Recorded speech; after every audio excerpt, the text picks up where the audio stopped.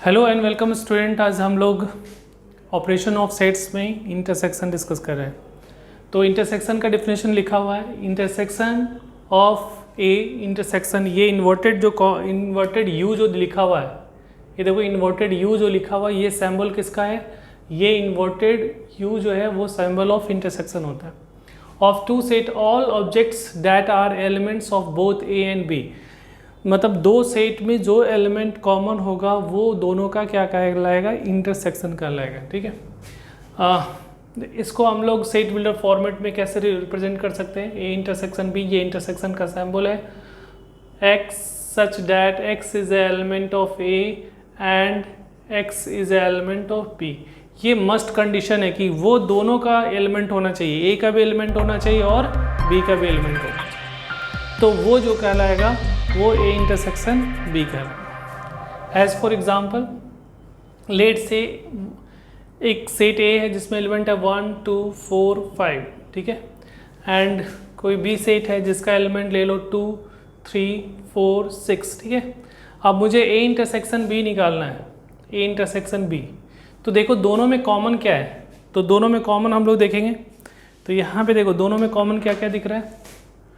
1 देखो 1 इसमें नहीं है, 2 है, 2 इसमें भी है, 2 इसमें भी है, 3 नहीं है, 4 इसमें भी है, 4 इसमें भी है, ठीक है। तो ये दो एलिमेंट कॉमन है, तो इसको हम लोग ए इंटरसेक्शन बी इसका अगर निकालेंगे तो ये इसका एलिमेंट क्या होगा? 2 एंड 4 होगा, ठीक है। एक एग्जांपल और लेते हैं, नेक्स्ट एग्जांपल लेते हैं, देखते हैं कि देखो ये इसमें ले रहे हैं 1 3 एंड 5 एंड कोई बी सेट है जिसमें एलिमेंट ले रहे हैं हम लोग 2 4 एंड 6, ठीक है। इस दोनों का इंटरसेक्शन अगर निकालेंगे तो ये इंटरसेक्शन भी क्या दिखेगा? एक भी एलिमेंट कॉमन नहीं होगा। तो ये स्टेप में ये जो होगा वो क्या कहलाएगा? नल सेट कहलाएगा, ठीक है। एक एग्जांपल और मुझे लेना था, ले लो। इधर एक सेट है, इसमें एलिमेंट ले लेते हैं 1 2 एंड 3 है, एंड बी एक सेट है जिसमें एलिमेंट है 1 2 3 एंड 4 है। तो A intersection B is equal to क्या दिख रहा है? 1 2 एंड 3, जो किसके बराबर है? ए के बराबर है। तो ऐसा भी हो सकता है, ऐसा भी हो सकता है, ये 3 पॉसिबिलिटी हो सकते हैं। पूरा का पूरा एलिमेंट भी कॉमन हो सकता है, एक भी एलिमेंट कॉमन नहीं हो सकता है, या कुछ पार्टिकुलर एलिमेंट भी कॉमन हो सकता है, ठीक है। अब इसको वेन डायग्राम से हम लोग देखेंगे कि वेन डायग्राम से हम लोग इसको कैसे रिप्रेजेंट करते हैं इंटरसेक्शन। तो वेन डायग्राम में देखो, वेन डायग्राम इंटरसेक्शन का, तो एक यूनिवर्सल सेट ले लिया, ठीक है। हम लोग एक यूनिवर्सल सेट ले रहे हैं 1 2 3 अप टू 10, और एक ए सेट ले रहते हैं 2 4 6 1 भी ले लो, एंड कोई बी सेट ले लेते हैं, इसमें एलिमेंट डाल देते हैं 1 3 5 6, ठीक है। अब ये यूनिवर्सल सेट है तो इसमें सारे एलिमेंट होंगे, तो दो सेट में कुछ ना कुछ कॉमन दिख रहा है। देखो यहाँ दिख रहे हैं तो दोनों में से कॉमन दिख रहा है, तो इसका मतलब है दोनों सेट मस्ट भी एक दूसरे को ओवरलैप कर रहा होगा। जब तुमको इसमें दोनों में कॉमन अगर दिखता है, इट मीन्स दोनों सेट मस्ट भी क्या कर रहा होगा? ओवरलैप कर रहा होगा। अगर किसी पार्टिकुलर सेट का सारा एलिमेंट इसमें अवेलेबल होगा तो उस केस में एक जो सबसेट्स जो होंगे वो दूसरे सेट के अंदर में होगा, ठीक है। उसका भी एग्जाम्पल हम लोग देखेंगे। तो यहाँ पे देखो जो दोनों में कॉमन है, तो कॉमन कौन कौन सा दिख रहा है? कॉमन आपका दिख रहा है 1 दिख रहा है एंड 1 एंड 6 दिख रहा है ना, 1 एंड 6। तो जो कॉमन है उसको पहले हम लोग राइट डाउन करते हैं। यहाँ पे क्या लिखोगे? 1 एंड 6। फिर ए सेट में रिमेनिंग एलिमेंट कौन कौन सा है? इसको सेट ए बना लिया, इसको सेट बी बना लिया। तो सेट ए में 1 एंड 6 तो लिख दिए, तो रिमेनिंग एलिमेंट कौन कौन से बच गया? 2 एंड 4, तो 2 एंड 4 राइट कर दिए। फिर अगर बी सेट देखो तो बी सेट में 1 तो हम लोग यूज़ कर लिए, तो रिमेनिंग क्या बच गया? 3 एंड 5, तो 3 एंड 5, ठीक है। अब जो रिमेनिंग जो एलिमेंट बच जाएंगे यूनिवर्सल सेट का वो बाहर हो जाएगा। तो इसमें से कौन कौन सा एलिमेंट हम लोग यूज़ कर चुके हैं? 1 यूज हो चुका है, 2 हो चुका है, 3 यूज हो चुका है, 4 भी यूज हो रहा है, 5 भी कर लिए, 6 भी कर लिए। तो इसका मतलब 7 8 9 10 ऑड्स आउट द सेट ए और बी के बाहर आप लिख सकते हो, ठीक है। ये यूनिवर्सल सेट के इस तरह से हम लोग रिप्रेजेंट करते हैं। तो इसमें इंटरसेक्शन वाला पार्ट कौन सा है? दिस। तो ये क्या कहलाएगा? ए इंटरसेक्शन बी, और इसकी वैल्यू क्या है? 1 एंड 6। तो इस तरह से हम लोग इंटरसेक्शन को रिप्रेजेंट करते हैं। एक और एग्जांपल मान लिया कोई सी सेट ले रहे थे, इसमें से एक और सेट इंट्रोड्यूस कर रहा हूँ मैं। सी सेट है जिसमें एलिमेंट है 1 2 ऐसा लिखा हुआ है, ठीक है। और मुझे रिलेशन निकालना है एक सेट सी ए ले लिया और इसके अंदर में क्या आ जाएगा सी। ए एंड सी में देख रहा है, ए एंड सी की बात कर रहा हूँ, एक यूनिवर्सल सेट है। तो ए सी का एलिमेंट 1 एंड 2 ए सेट के अंदर में है, तो यहाँ पे क्या लिखोगे 1 एंड 2, ठीक है। और इसके बाहर कौन सा एलिमेंट बच गया 1 एंड 2 तो यूज़ कर लिया सेट ए का। अब रिमेनिंग जो बच गया 4 एंड 6, और बाकी जो यूनिवर्सल सेट के बाहर में कौन सा एलिमेंट होंगे। तो यूनिवर्सल सेट के बाहर में कौन सा एलिमेंट है ये बताओ, यूनिवर्सल सेट के बाहर कौन सा एलिमेंट बच गया। तो 1 2 हो गया, 3 नहीं है, 5 लिख लो, 6 है, 7 8 9 10, ठीक है। अब इसमें से इंटरसेक्शन आपसे पूछता है कि इंटरसेक्शन क्या होगा, ए एंड सी का इंटरसेक्शन। तो ए एंड सी का इंटरसेक्शन जो होगा वो क्या होगा 1 एंड 2, जो कि आपको सी के इक्वल है, ठीक है। और भी कोई सेट ले सकते हो, मान ली एक सेट और ले लेते हैं, इसको हटाते हैं।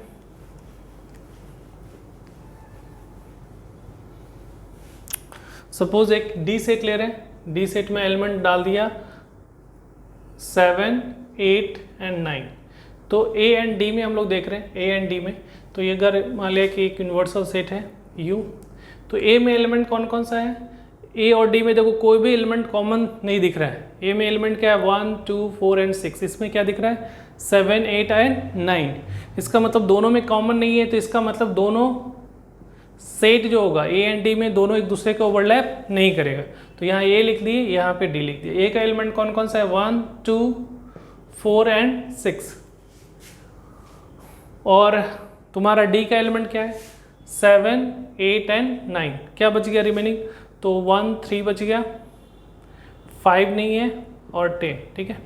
तो ये दोनों में कुछ भी कॉमन नहीं है, तो ये इंटरसेक्शन बी इस केस में क्या हो जाएगा नल सेट हो जाएगा, इंटरसेक्शन जो होगा वो नल सेट होगा। तो ये 3 पॉसिबिलिटी कंडीशन इंटरसेक्शन का हो सकता था, मैंने वो कर दिया। एग्जाम्पल और रह गया है, मुझे करवाना है सेट बिल्डर फॉर्मेट में। सेट बिल्डर फॉर्मेट में हम लोग देखेंगे, मान लो एक सेट ए है x such that x is a element of natural number, ठीक है। और x एक b सेट ले रहा हूँ और इसमें लिख रहे हैं x such that x is a prime number, ठीक है। एक ये ले लेते हैं, एक सी सेट ले लेते हैं x such that x is a even number, ठीक है। 3 सेट हम लोगों ने लिया है।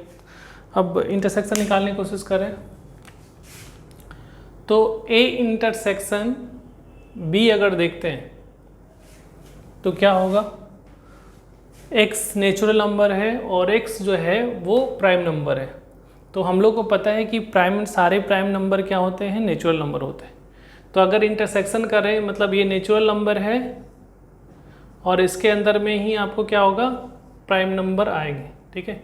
एक नेचुरल नंबर के अंदर में एक यूनिवर्सल सेट तो प्राइम नंबर है, तो ये सारा का सारा एलिमेंट होगा।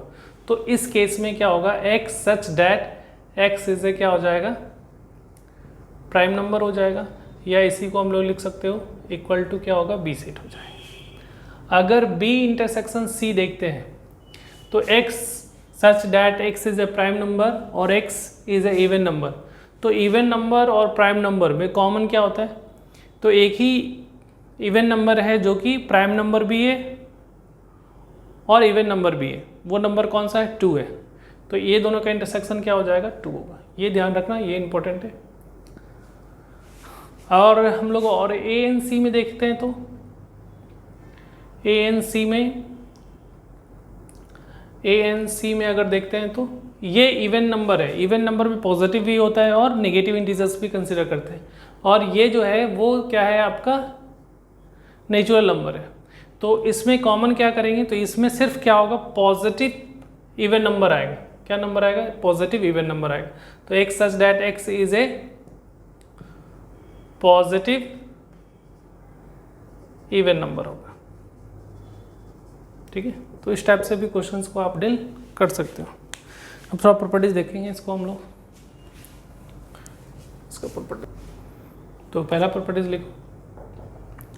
पहला ये कॉम्पिटिटिव लॉ को फॉलो करता है। कॉम्पिटिटिव का मतलब है कि पोजीशन चेंज करने पे रिजल्ट में कोई चेंजेस नहीं आएगा, तो ये कॉम्पिटिटिव लॉ को फॉलो करता है। ठीक है, दूसरा A intersection B intersection C is equal to A intersection B intersection C को भी फॉलो करता है। इसको हम लोग क्या बोलते हैं, एसोसिएटिव लॉ।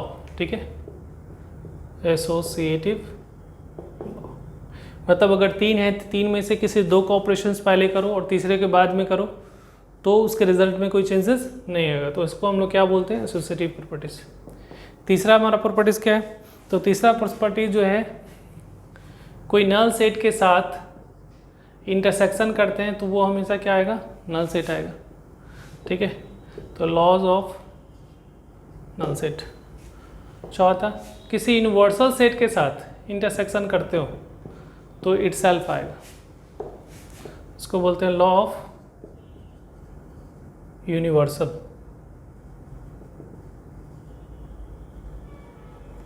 ठीक है, ये ध्यान रखना है सब चीज़। तो अगर विजुलाइज करोगे तो ये सब प्रॉपर्टीज लिखने की ज़रूरत भी नहीं है, ऑटोमेटिकली आपको समझ में आने लगेगा, तो इसके लिए टेंशन नहीं लेना है। नेक्स्ट है, अगर खुद के साथ इंटरसेक्शन करते हैं तो इटसेल्फ आएगा। तो ये सारे तो प्रॉपर्टीज मैंने लिख दिया। 2 और इम्पॉर्टेंट प्रॉपर्टीज है, मैं इसको हम लोग इस प्रॉपर्टीज को एडोप्टेंट लॉ के अंदर में आता है कि खुद के साथ अगर कोई ऑपरेशन करता है और इटसेल्फ रिजल्ट जनरेट होता है तो इसको हम लोग एडोप्टेंट लॉ के अंदर में रखते हैं। ठीक है, 2 और जो प्रॉपर्टीज़ है वो हम लोग डिस्कस करेंगे, वो इम्पॉर्टेंट है डिस्ट्रीब्यूटिव लॉ। इसको बाद में हम लोग इसको प्रूव भी करेंगे, डिस्ट्रीब्यूटिव लॉ। इसको अंडरलाइन करके अलग से मैं पढ़ा रहा हूँ, जैसे A union B intersection C। ठीक है, तो इसका डिस्ट्रीब्यूटिव लॉ लिखोगे तो पहले किसके साथ, जैसे मल्टीप्लिकेशंस करते हैं ना, तो पहले जो हम लोग यहाँ पे देखो, इसको इसके साथ यूनियन करना है, फिर इसको इसके साथ यूनियन करना है और बीच में साइन क्या होगा, इंटरसेक्शन का। ठीक है, तो हम लोग लिख लो इसको। तो यहाँ पे A यूनियन B और ये बीच वाला जो साइन होगा वो कौन सा होगा, ये इंटरसेक्शन वाला साइन होगा। फिर A यूनियन C ऐसा लिखें, तो पहला डिस्ट्रीब्यूटिव लॉ ये हो गया। दूसरा ऐसा भी हो सकता है, इंटरसेक्शन और B यूनियन C हो जाएगा। तो सेम पैटर्न को फॉलो करना है, पहले इसके साथ इंटरसेक्शन करना है, फिर इसके साथ, और बीच में क्या आएगा, दिस सिंबल। तो इसको अपन कैसे लिखेंगे, A intersection B union A intersection C। ठीक है, ये 2 डिस्ट्रीब्यूटिव लॉ है जिसको बाद में हम लोग प्रूव भी करेंगे। तो ये इंपॉर्टेंट है जो कि आपको ध्यान में रखना है। कुछ नोट्स जो है इसके रिगार्डिंग जो है इंटरसेक्शन के रिगार्डिंग वो हम लोग डिस्कस करते हैं। तो पहला नोट करके लिख लो।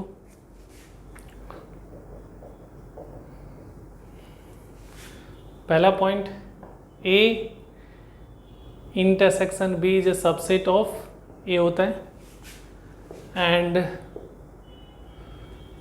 As well as A intersection B is a subset of B, ये दोनों का सबसेट होगा। ये पहला नोट्स पॉइंट है। दूसरा, अगर X is a element of A intersection B consider कर रहे हो, implies that X is a element of A and X is also element of क्या होगा, B, क्योंकि दोनों में कॉमन है तो X A का एलिमेंट होगा और B का भी एलिमेंट होगा। ठीक है, तो ये कुछ कॉमन प्रॉपर्टीज़ है, नोट्स करके ये 2 पॉइंट हम लोग प्रूविंग करने में यूज़ करेंगे, इसलिए मैं अभी डिस्कस कर रहे हैं। इस पर बेस्ड जो भी प्रॉपर्टीज़ हो प्रूविंग होगा उसको हम लोग यहाँ पे यूज़ करेंगे। तो यहाँ पे इंटरसेक्शन आपका क्या हो गया, ख़त्म हो गया। एक पॉइंट और है जो तीसरा पॉइंट वो भी लिख ही लो, A intersection B is equal to अगर नल सेट आता है, इम्प्लाइज डैट, इसको नोट करके लिख लो, A and B are called disjoint set. ठीक है, अगर वेन डायग्राम से देखना चाहते हो ए एंड बी, तो ये दोनों ए एंड बी क्या कहलाएगा, this is called disjoint set. ठीक है, यहाँ कंप्लीट हो रहा है आपका इंटरसेक्शन।